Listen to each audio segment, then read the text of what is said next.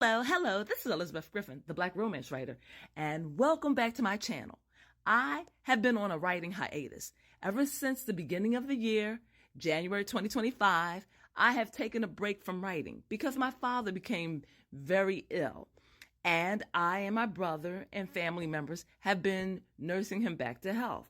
He is doing so much better even though he is still on hospice. I am going to take this time to publicly champion, to promote Medicaid, Medicare, and Social Security, as well as veterans benefits.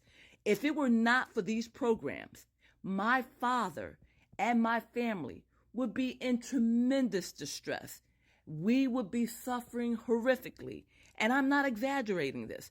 Have you ever had a family member, a loved one, that was so sick that they required 24-hour-a-day treatment, that you couldn't leave them alone for a moment, that you had to feed them 3 meals a day, and that you had to monitor their liquid intake so that they wouldn't become dehydrated, that you had to make sure that they had water, that you had to make sure that they were clean, you had to change them every 3 to 4 hours so that they wouldn't lie in their waste and urine and feces so that they wouldn't get bed sores?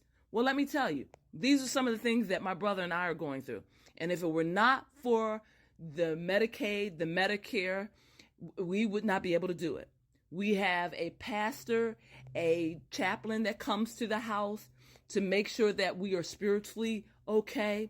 We have a nurse that comes to the house at least once a week. We have a care tech that comes to the house on Mondays, Wednesdays, and Fridays for an hour, and she faithfully bathes and takes care of our father. And in between all of that, my brother and I are doing the rest. But if we did not have the support system, if we didn't have the social worker coming in and suggesting funeral homes and suggesting that we make plans for the end of my father's life so that when it happens, it's not a huge shock to us. We have a team in place, and we wouldn't have it if it weren't for Medicaid, Medicare, if it weren't for the Veterans Administration. So whether you're Republican, whether you're a Democrat, whether you're independent, whether you vote or don't vote, you are going to have trials in your life. You are going to be in a position where you need to take care of loved ones that may be terminally ill. They may be dealing with cancer. They may be dealing with old age, like it is in my father's case. But you are going to be facing these horrific situations, and you need a support system. You need a support team. And that is what we have. So I highly suggest that you get out there and protect these benefits because they are necessary.